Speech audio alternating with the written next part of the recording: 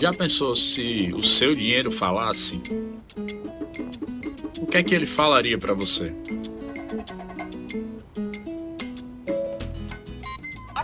O meu certamente diria: adeus, foi bom, tchau, tchau.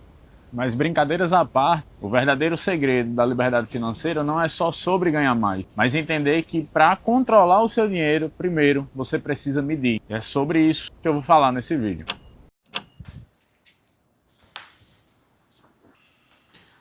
Vi uma frase recente que algumas pessoas consideram como um princípio da gestão, que é tudo aquilo que não se mede, não se gerencia. E faz muito sentido. E essa é uma frase que, inclusive, eu estou internalizando dentro de mim. Eu tenho notado que cada vez eu tenho levado mais a sério essa frase no que diz respeito à gestão da minha empresa. Mas quando a gente fala de gestão, a gente fala de gestão de todos os recursos que a gente tem disponível, inclusive, e eu digo inclusive porque ele não existe só ele, e eu quero falar um pouquinho disso também mais para frente, mas inclusive o recurso financeiro. Então, tudo aquilo que não se mede, não se gerencia. E aí eu vejo muitas pessoas falando sobre controlar o dinheiro. O desafio que é controlar a grana, de fato, é um mega desafio para todo mundo, para mim, para minha esposa, para todas as pessoas que eu conheço. Está todo mundo tentando ganhar mais, controlar melhor o seu dinheiro para gastar melhor e, consequentemente, poder investir. Sendo que de todos, talvez o mais desafiador seja ganhar mais, porque às vezes não depende, e às vezes, eu estou falando, não depende somente diretamente de você. E aí, o que é que acontece? Muitas pessoas acabam se frustrando porque dizem que estão tentando controlar o seu dinheiro e não conseguem. Sendo que na maioria das vezes, e a maioria das pessoas que já conversaram sobre isso, normalmente eles não passaram pela primeira fase. A gente quer controlar algo que a gente desconhece. E aí isso é impossível. O que não se mede, não se gerencia. Gerenciamento de recurso é controle, sobretudo acompanhamento. Então, qual é a primeira etapa para você fazer uma gestão financeira, fazer uma gestão dos teus recursos financeiros, gerenciar a tua grana? É entender como é que você utiliza ela.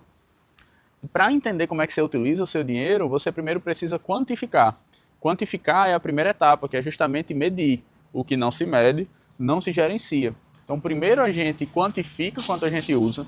A partir daí, a gente vai conseguir analisar, ou seja, a gente vai entender como é que a gente gasta o nosso dinheiro, a gente vai entender o nosso padrão de consumo, a gente vai entender que períodos a gente está tendencioso a gastar mais ou a gastar menos, a gente vai visualizar tudo aquilo que a gente gasta que é desnecessário, e isso começa a ficar muito evidente. Então, a partir do momento que a gente entende isso, é que a gente pode passar para a segunda etapa, que de fato seria controlar o nosso dinheiro. Nesse vídeo eu quero falar de 3 pontos, eu não quero ser demorado. Então, esse é o primeiro ponto, tudo aquilo que não se mede, não se gerencia. O segundo ponto é sobre investimento, e aí eu não quero falar sobre investimento financeiro, eu quero falar justamente as possibilidades que você tem de investimento que não é financeiro. E no terceiro momento do vídeo eu quero mostrar para você a planilha que eu uso para fazer a minha gestão financeira, uma planilha que eu criei super simples. Eu vou deixar o link no vídeo também, para que você possa utilizar.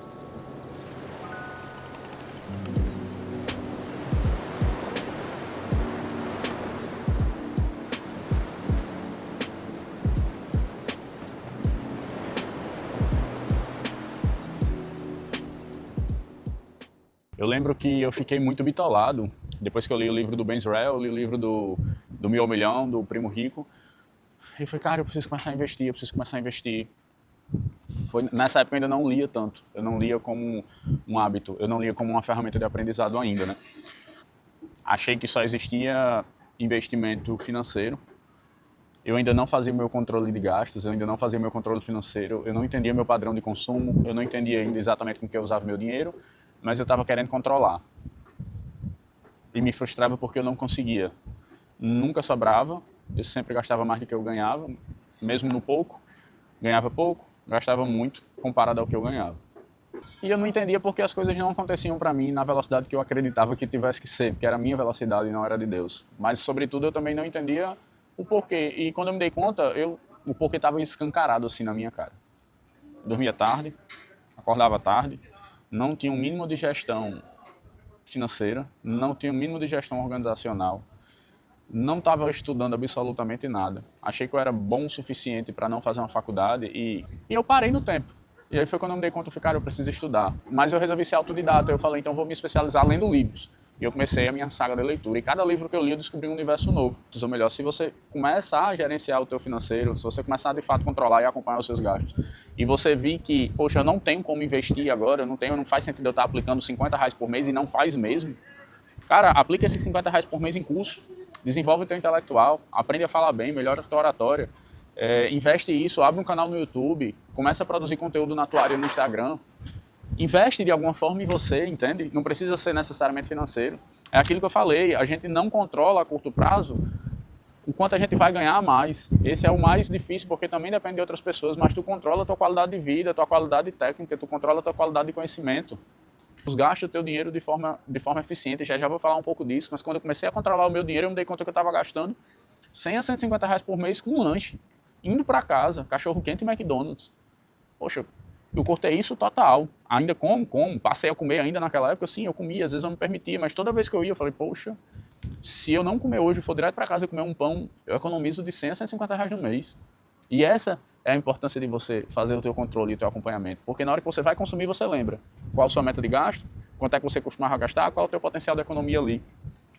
Sobretudo se você não tem tempo, muitas pessoas falam, mas eu não tenho tempo, eu não tenho como melhorar minha rotina, então use o teu recurso atencional, não é só sobre tempo, mas é sobre no tempo que você tem, aonde você está focando a tua atenção, quais os ciclos sociais que você está focando a tua atenção, qual o tipo de conteúdo que você está focando a tua atenção, o que é que você consome de atenção ao redor do teu dia. Às vezes você está no trabalho, no teu horário de almoço, você está rolando no feed do Instagram. Eu vejo pessoas lendo livros na parada de ônibus, eu fico, poxa, eu acho isso massa. E quando eu vejo uma pessoa na parada de ônibus lendo, cara, poxa, cara, esse é o tipo de pessoa que eu quero trabalhando comigo, assim. É a pessoa que entende que o esforço é maior do que o talento. O talento nunca ganha do esforço no longo prazo. Existe um livro Garra, acho que é Angelina alguma coisa o nome dela, porque o sobrenome é complicado. Ela basicamente tem uma tese de estudo só para provar para as pessoas que o talento nunca ganha do esforço no médio e longo prazo. O talento pode ganhar hoje, numa batalha específica naquele momento. Alguém talentoso pode lhe vencer numa batalha avulsa, mas se você é esforçado, se você empenha a tua dedicação, no médio e longo prazo você ganha. Então não desiste, investe em você. Você não precisa ter fundo imobiliário, não precisa ter ação para estar investindo. Entendeu? Começa a gerenciar os teus recursos. Entende o que é que tu está fazendo de bom, acredita no processo e tu vai colher. O esforço é maior do que o talento sempre. Mingau? Filha.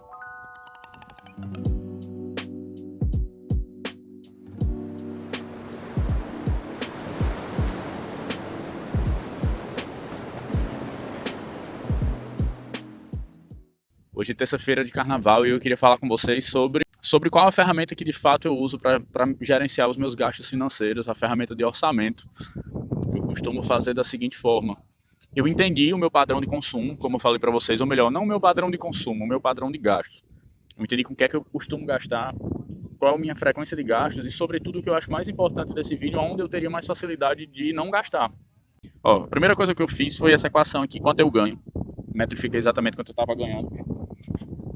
Quanto eu ganho, menos os custos fixos, menos o valor que eu queria investir, menos as categorias de gasto. E essa equação, no final, teria que ser igual a zero.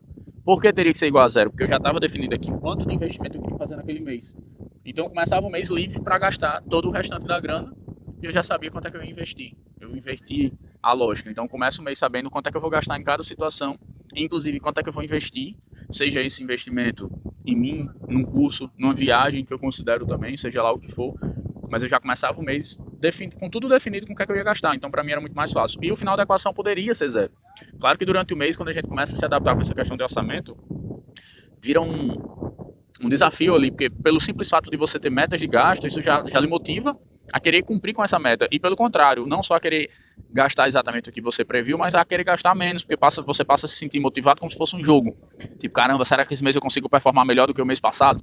Então você fica com alvos, com metas e com um histórico de gasto passado para tentar cada mês, ser um melhor do que o outro. Ou seja, cada mês você gastar menos. Isso vai lhe motivando. Isso vira um hábito, isso vira um estilo de vida, né? E das categorias de gasto que eu tenho anotado aqui, eu tenho feira, transporte, barbearia, saúde, viagem, compras, manutenção, extras, doação e semanal. Doação é uma categoria de gastos extra.